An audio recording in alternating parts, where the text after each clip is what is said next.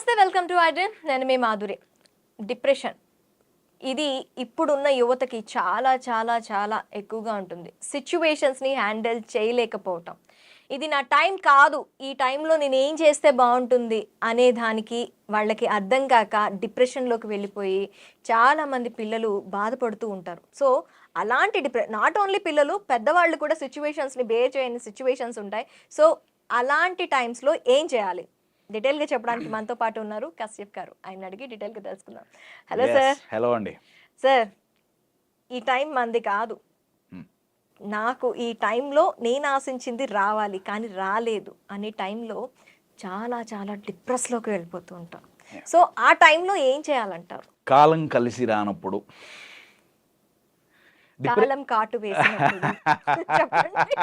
Dialogues.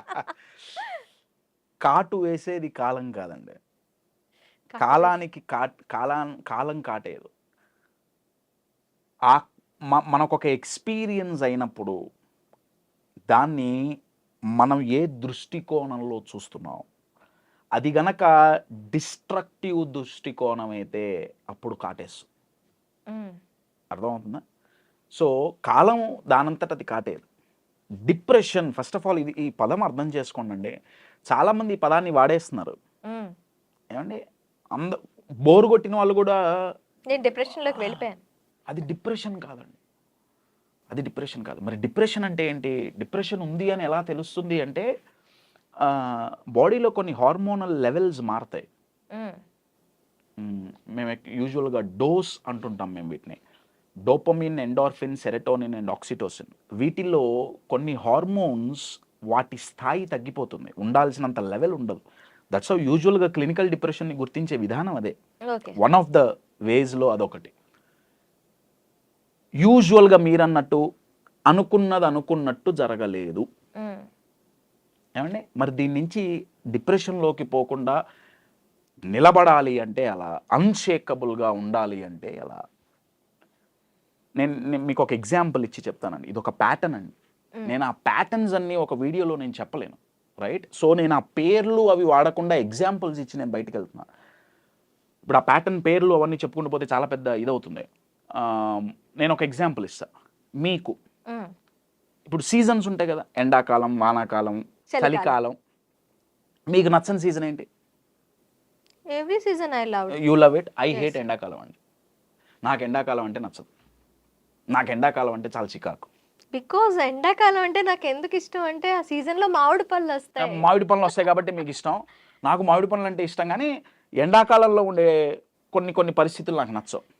మీరు బయట కంట్రీస్కి వెళ్తే వాళ్ళకి వింటర్ అంటే నచ్చదు, ఎందుకంటే చాలా గ్లూమీగా ఉంటుంది బయట వింటర్ ఆ దేశాల్లో.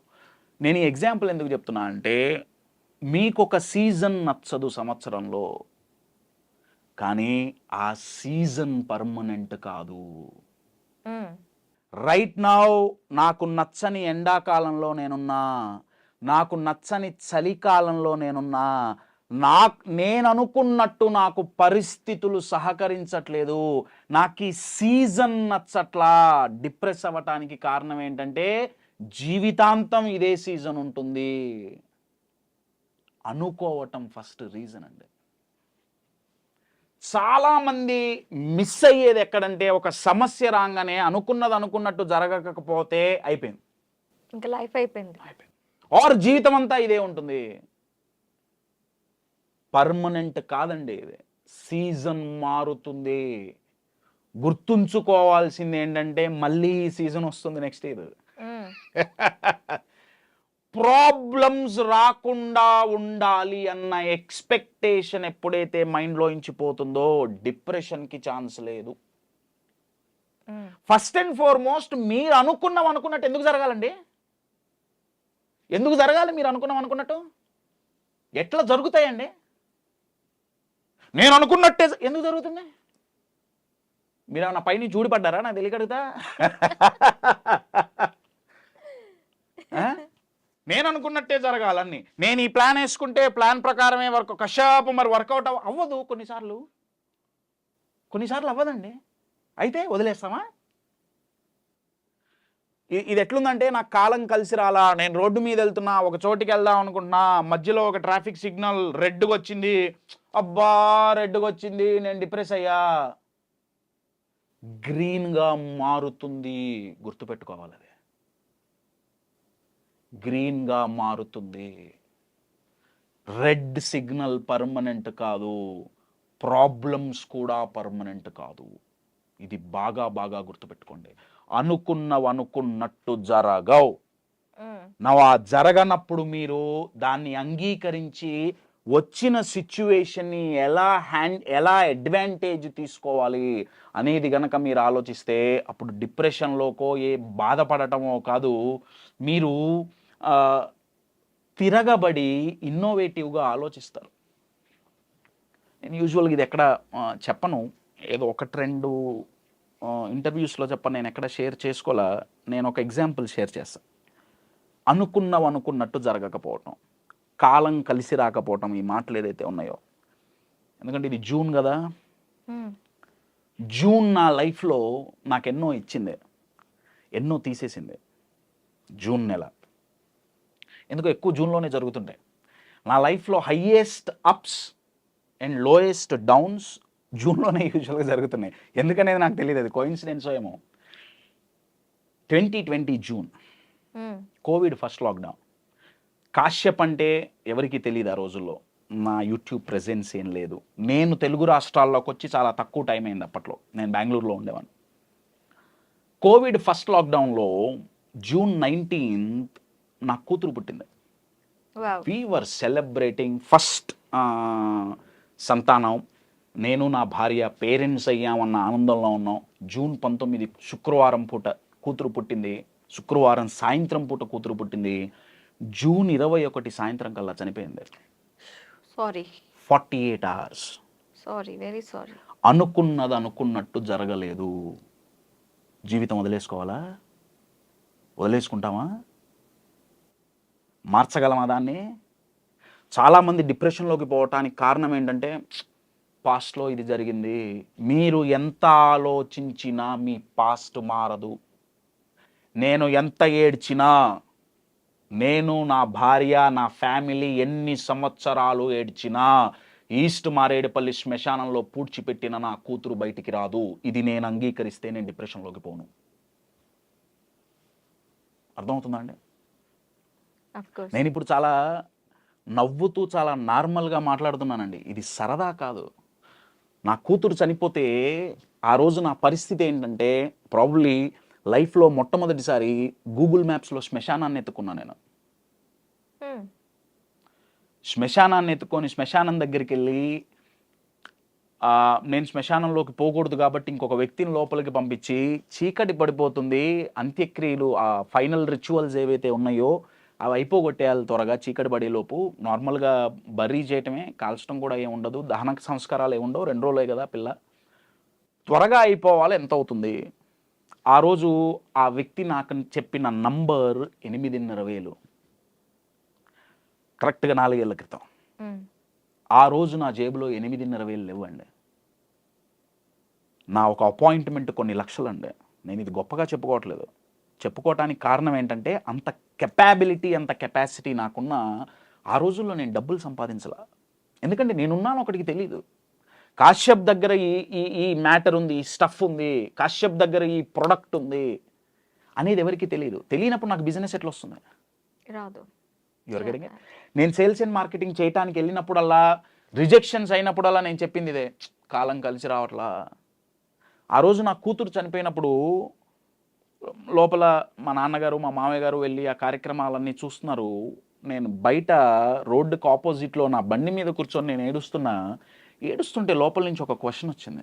అరే కశ్యప్, కూతురు పోయిందని ఏడుస్తున్నావు కదా, బతికుంటే ఏం పెట్టి పోషించేవాడివి? డబ్బులు ఎవరు నీ దగ్గర? దాని అంత్యక్రియలు చేయటానికి నీ దగ్గర 8,500,000 లేవు కదా, ఒకవేళ అది బతుకుంటే ఏం పెట్టేవాడివి నువ్వు దానికి? నీ కూతురికి ఏం పెట్టేవాడివి? నీ దగ్గర ఇంత టాలెంట్ ఉంది, ఇన్ని ఎబిలిటీస్ ఉన్నాయి, ఏంటి దానివల్ల లాభం ఏంటి? అప్పుడు మొదలైందండి నాలో ఫైర్. నా దగ్గరున్న ఎబిలిటీస్ నలుగురికి తీసుకెళ్లాల్సిందే. ఎంత కష్టం వచ్చినా హ్యూమన్ మైండ్ చెక్కు చెదరకుండా అన్షేకబుల్గా నిలబడగలదు. There are techniques, there are ways. నేను నిలబడగలదు. ఇది నేను నలుగురికి నేర్పియాలి. నా దగ్గర ఉన్న ప్రోడక్ట్ నేను నలుగురికి ఇవ్వాలి. అప్పుడు నా యూట్యూబ్ జర్నీ మొదలైందండి. ఎలా అన్నప్పుడు నాకు దొరికిన ఆన్సర్ యూట్యూబ్.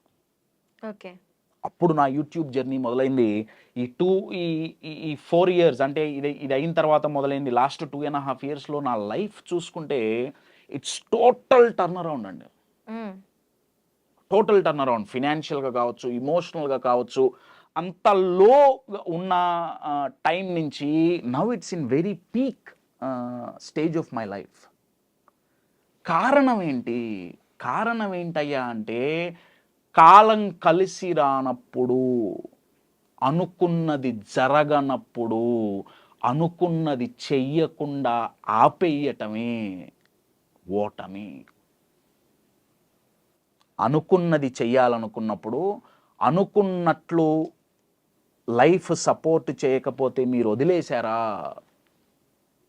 అందుకే నేను నా ప్రోగ్రామ్స్లో నేను ఎప్పుడు ఎగ్జాంపుల్, నా కూతురుది ఎగ్జాంపుల్ చెప్పి నేను ఒక మాట అంటుంటా. నేను అనే మాట ఏంటయ్యా అంటే, నా కూతురు చనిపోవటం మా లైఫ్లో వర్స్ట్ డే కాదు. That is the best day of our life. Because మా జీవితాన్ని మార్చేసింది అదే. You are getting my point? చాలామంది నెగిటివ్ లెసన్స్ నేర్చుకుంటారు. నెగిటివ్ లెసన్స్ నేర్చుకొని ఏం చేస్తారంటే, నన్ను వాళ్ళు మోసం చేశారు, అంతే, నేనంటే ఎవరికి ఇష్టం లేదు, నన్ను ఆ దేవుడు కూడా పట్టించుకోవట్లేదు, వగేరా వగేరా వగేరా వగేరా. పెద్ద బాహుబలి 1, 2, 3 సినిమాలు తీస్తారు మైండ్లో. అంటే సూపర్ హిట్ మూవీ కదా. మైండ్లో ఏదేదో చూస్తుంటారు వాళ్ళు. ఏదో నెగిటివ్ సినిమా అయిపోయింది, జీవితం అయిపోలా. మనం అయిపోయింది అనుకుంటున్నాం. ప్రాబ్లమ్స్ పర్మనెంట్ కాదు. ఏ సీజన్ పర్మనెంట్ కాదు. ప్రపంచంలోనే లాంగెస్ట్ ట్రాఫిక్ జామ్ చైనాలో ఎన్ని రోజుల్లో జరిగింది? 48 గంటలో 47 గంటలో ట్రాఫిక్ జామ్ అయింది, కానీ క్లియర్ అయింది. లైఫ్లో కూడా ఎంత ట్రాఫిక్ జామ్ అయినా క్లియర్ అవుతుంది, పర్మనెంట్ కాదు. రోడ్డు మీద రెడ్ సిగ్నల్ పర్మనెంట్ కాదు, ప్రాబ్లమ్స్ పర్మనెంట్ కావు. ఏదో మీకు నచ్చని ఒక సీజనే జీవితం అంతా ఉంటుంది, ఉండదు, పర్మనెంట్ కాదు. ఈ థాట్ ప్యాటర్న్ని మనం ఎప్పుడైతే బ్రేక్ చేస్తామో, డిప్రెషన్ కాదు కదా, అసలు ఆ దరిదాపుల్లో కూడా మైండ్ పోదు. అర్థమవుతుందా అండి? ఇది మన లైఫ్లో మనకి జరిగిన ఇన్సిడెంట్స్ని మనం ఎలా నిర్వచిస్తున్నాం. ఇప్పుడు మీరు ఒక కప్బోర్డ్లో చాలా ఇంపార్టెంట్ డాక్యుమెంట్స్ పెట్టి దానికి మీరు లేబుల్స్ పెట్టారు. ఏమండి? ఒక్కొక్క దానికి ఒక్కొక్క లేబుల్. మీరు కొన్ని నెలల తర్వాత ఒకసారి ఆ కబోర్డ్ ఓపెన్ చూసి ఏ డాక్యుమెంట్ సెలెక్ట్ చేసుకుంటారు అనేది దాని మీద ఉన్న లేబుల్ మీద ఆధారపడి ఉంటుంది కదా. కరెక్ట్ కదా? లేబుల్ తప్పిస్తే సరైన గమ్యానికి వెళ్ళలేము. అంతే కదా. మన ఇన్సిడెంట్స్కి, లైఫ్లో జరిగే ఇన్సిడెంట్స్కి మనం ఏం లేబుల్ ఇస్తున్నాం? మనం ఎప్పుడైతే అది నెగిటివ్ లేబుల్ అని ఇచ్చామా, నా మైండ్ ఎదుగుతోంది. చాలామంది ఉంటారు, కశ్యప్ ఎంత ఆలోచించినా సంతోషంగా ఉండటానికి రీజన్ దొరకట్లా, నా సంతోషంగా ఉండాలని మైండ్ స్కాన్ చేస్తుంది. అన్నీ నెగిటివ్ లేబుల్సే ఉండే. ప్రతి ఇన్సిడెంట్కి నెగిటివ్ లేబుల్ స్టాంప్ వేసాం. నేనేమంటున్నా, అతి కష్టమైన కష్టాన్ని నేను పాజిటివ్గా నేను లేబుల్ చేస్తా అంటున్నా. కూతురు చనిపోవటం పాజిటివ్ ఎలా అయిందండి? You take that positive.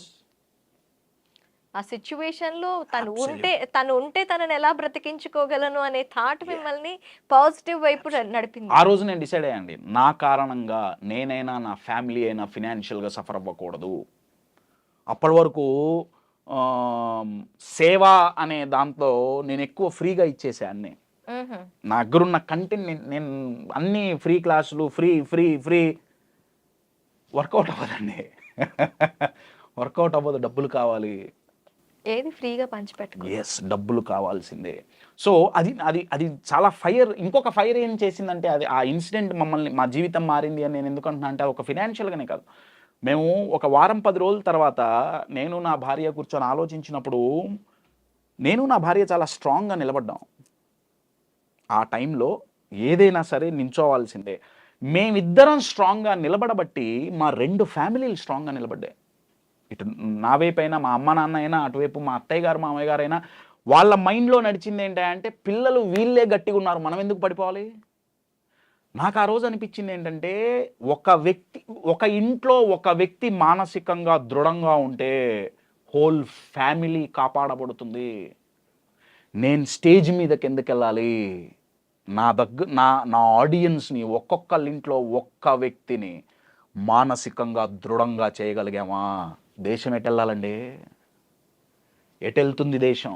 మన దేశం పడిపోవటానికి పడిపోవాలన్నా ఎదగాలన్నా కారణాలు రెండు. ఒకటి ఎకానమీ, రెండొక ఏంటయ్యా అంటే ఇమోషనల్ హెల్త్ అండి. ఇది చాలామందికి తెలియదు. ఇమోషనల్ హెల్త్, మానసికంగా దేశం కుంగిపోతుందండి. మానసికంగా గట్టిగా ఎక్కడున్నా, అవతల దేశం బాంబులేస్తే తట్టుకొని తిరిగి మనం బాంబులేయగలుగుతున్నాం. అనుసంపద చాలా ఉంది, బ్రహ్మాండం వెరీ గుడ్, ఉండాలి, నేను కాదనట్లా. కానీ మన పక్క వాళ్ళు మనల్ని 2 మాటలంటే డిమోటివేట్ చేయడానికి ప్రయత్నిస్తే మనం డిమోటివేట్ అయిపోతే, బయట నుంచి వ్యాధులు వస్తే తట్టుకోవడానికి బాడీలో ఇమ్యూనిటీ పెంచుకున్నామే, బయట సమస్యలు వస్తే తట్టుకొని నించోవడానికి ఇమోషనల్ ఇమ్యూనిటీ ఉందా, తట్టుకొని నిలబడగలుగుతున్నావా. 2 ఫెయిల్యూర్స్ అయితే చచ్చిపోవటం ఏంటండి, ఇద్దరు 2 మాటలు అన్నారని బాధపడటం ఏంటండి, నాకు తెలియగలుగుతా. అంటే అది తట్టుకునే శక్తి మన మైండ్కి లేదా, మైండ్కుంది, మనం ఇది ఇవ్వట్లా. నేను అందుకే అంటాను, సమస్యలు ఇమోషనల్ వ్యాక్సిన్స్ అండి. మనకు రోగం వచ్చింది, అన్నీ మూసుకొని కూర్చునే రోగం 3 ఏళ్ల క్రితం వ్యాక్సిన్ వేయించుకున్నాం కదా.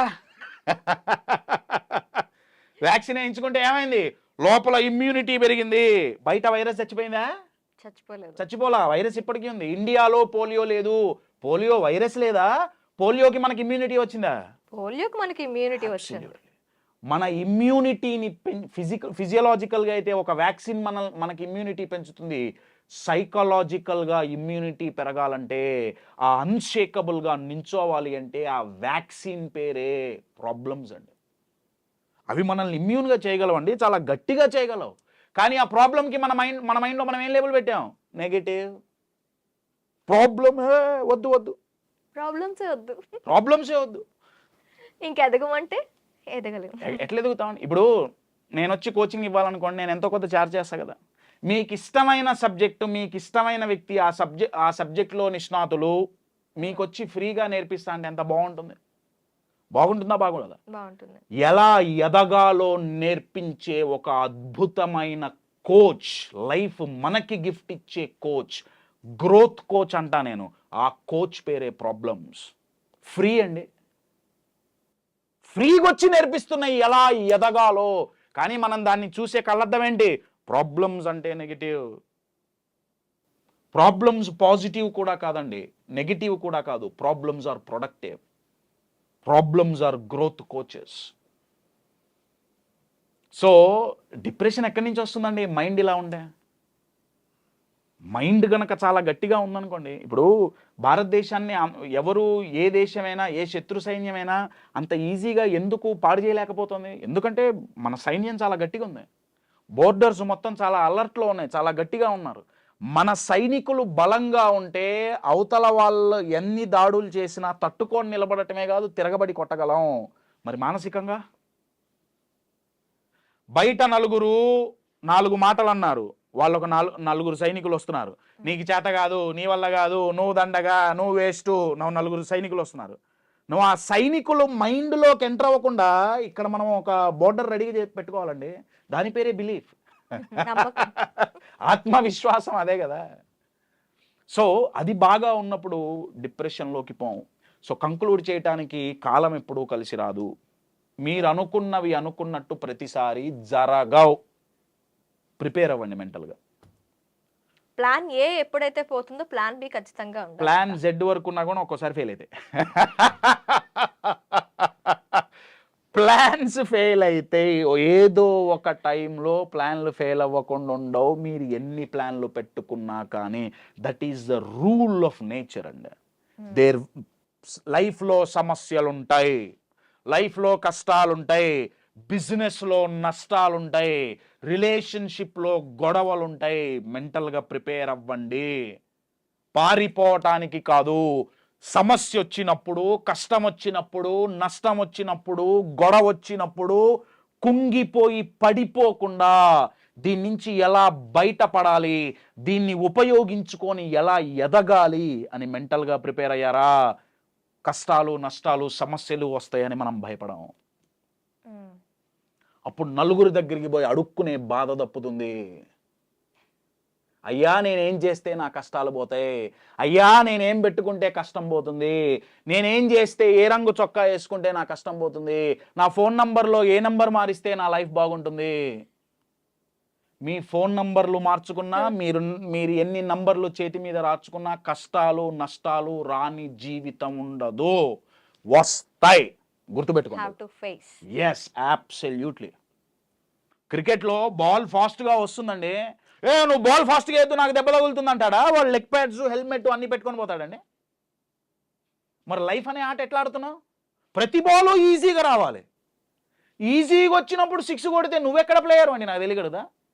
ఛాంపియన్ అంటే ఎవడు? బౌలింగ్ పిచ్లో కూడా సెంచరీ కొట్టగలిగిన వాడు ఛాంపియన్ అండి.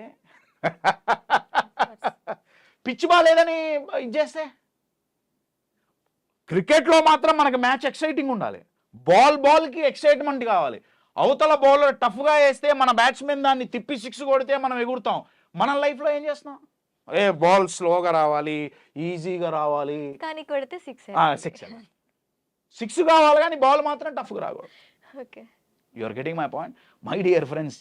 నేను అందుకే చెప్తాను, ఎప్పుడు బాగా గుర్తుపెట్టుకోండి, లైఫ్లో ఎదగాలన్నా, లైఫ్లో బాగుండాలన్నా అర్థం కావాల్సింది ఏంటంటే మన జీవితాన్ని కంట్రోల్ చేసేది మన పరిస్థితి కాదు, మన మైండ్. అబ్సల్యూట్లీ. మన గ్రహస్థితి కాదు, మన మనస్థితి. ముందు మనస్థితి మీద పని చేయండి. ఎందుకంటే మనస్థితి మన కంట్రోల్లో ఉందండి, పరిస్థితులు మన కంట్రోల్లో లేవు. గ్రహస్థితి 99% మన కంట్రోల్లో లేదు. నాకు బాధ, కోపం కలిగేది ఎక్కడంటే మన చేతిలో ఉన్న మన మనస్థితిని మార్చుకోకుండా, మేనేజ్ చేయకుండా, కంట్రోల్ చేయకుండా వీటి మీద పడ్డారు ఇప్పుడు జనాలంతా. పరిస్థితులు మారాలి, గ్రహస్థితులు మారాలి, రాశి చక్రంలో ఉన్న రాహుకేతువులు మారాలి. మైండ్లో ఉన్న డౌటు, భయమే అతిపెద్ద రాహుకేతువు. వాళ్ళని తీసేయండి. ఎందుకు తీయమండి? ఒకప్పుడు అనేవాళ్ళు గాల్లో దీపం పెట్టి దేవుడా నీదే దిక్కు అనేవాళ్ళు. గాల్లో దీపం పెట్టి దేవుడా నీదే దిక్కు అంటే తప్పు, అంటే నీ ప్రయత్నం నువ్వు చేయాలి. ఇప్పుడు కనీసం దీపం కూడా పెట్టట్లా, దీపం కూడా ఎవరో పెట్టట్లా, దీపం కూడా పెట్టట్లా. దీపం పెట్టకుండా దేవుడే రావాలి, దీపం వెలిగేయాలి, ఆయనే చేతులు పెట్టాలి. నేనేం చేస్తా? ఒక ఉంగరం పెట్టుకుంటా అంతే, ఫోన్ నంబర్ మార్చుకుంటా అంతే. మారిపోవాలి జీవితం అంతా, మనస్థితినే మార్చుకోను. అరే what non sense is this అండి? ఆలోచించండి ఒకసారి. నేను దానికి అగెయిన్స్ట్ కాదండి, నేను దానికి అగెయిన్స్ట్గా నేను మాట్లాడలే. నేనేమంటున్నా అంటే హ్యూమన్ బీయింగ్కి అది దేవుడైనా యూనివర్స్ అయినా సరే ఇచ్చిన ఒక అద్భుతమైన గిఫ్ట్ ఏంటయా అంటే మైండ్ అండి, మన మనస్థితి. దాన్ని మనం బాగు చేసుకుంటే లైఫ్ చాలా బాగుపడుతుంది. ఓకే, ఓ ఎస్. Thank you sir.